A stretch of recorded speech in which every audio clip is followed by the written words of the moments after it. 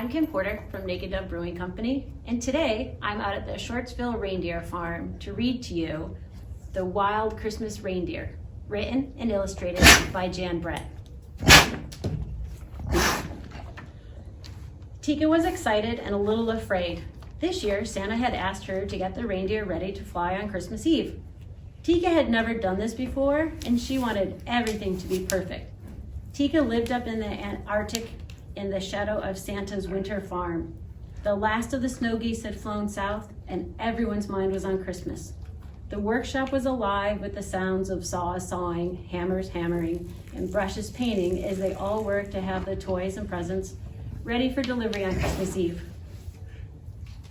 Tika knew it was time for her to go in search of the reindeer. They had been out on the tundra, wild and free, since last Christmas, and Tika was sure they wouldn't want to go back to Winter Farm to train. She would have to be strong and firm. At last she found them: Bramble, Heather, Windswept, Lichen, Snowball, Crag, Twilight, and Tundra. Tika took a deep breath and shouted, "Let's go! Move, move, move!" The reindeer were bewildered by Tika's voice.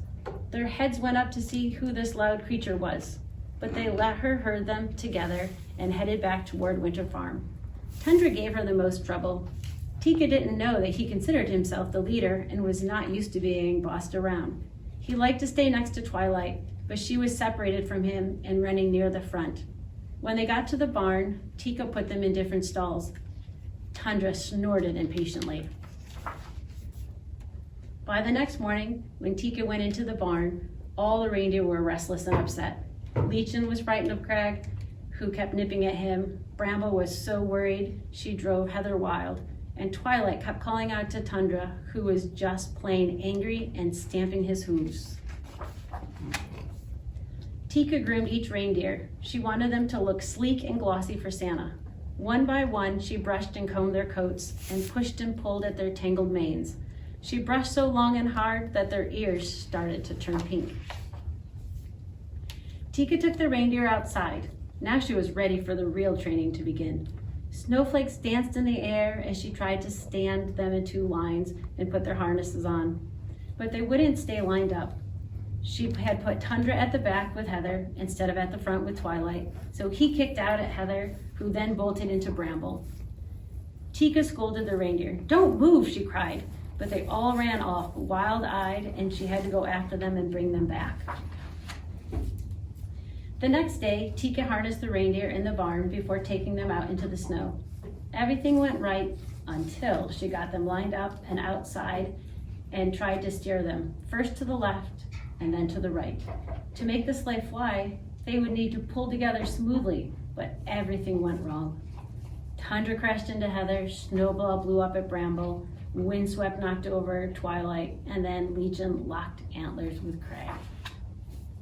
"Stop," Tika cried as she watched the reindeer paw the air. "Unhook," she shouted as they tried to free their long antlers. Then Lichen and Crag fell over in the snow. The harder they pulled, the more their antlers locked.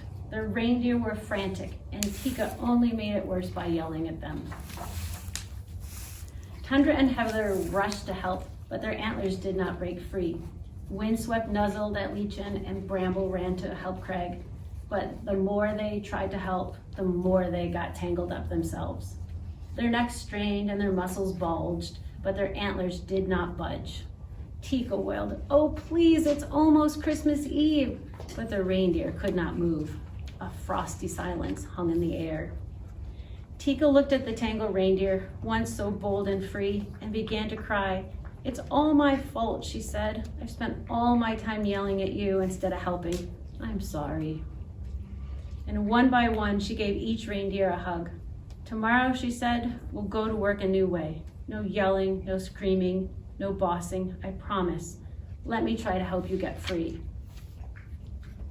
The reindeer listened to this new voice. Heather's eyes sparkled, Crag cracked a reindeer grin, Bramble giggled, and Snowball sighed.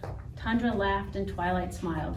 The more they laughed, the more they shook, and as they shook, their antlers rattled and rubbed. And before Tika could do anything, she heard a spring, spring, sprung sound. It was the antlers jiggling free.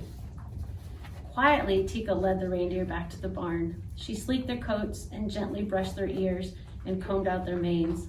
Tundra nuzzled her cheek.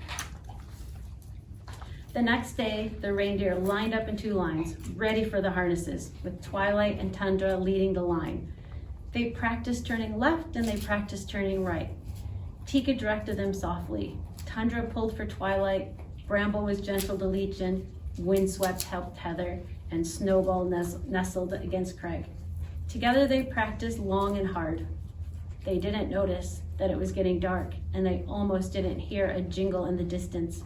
It was Santa, standing by the sleigh, piled high with presents, ready to go. Now the reindeer were ready too, and Tika led them to the sleigh. Santa smiled and nodded his thanks. Then he climbed aboard and waved to Tika, who watched the reindeer rose up together and carried the sleigh off into the night. The end. Happy holidays from all of us at Naked Dove. Cheers.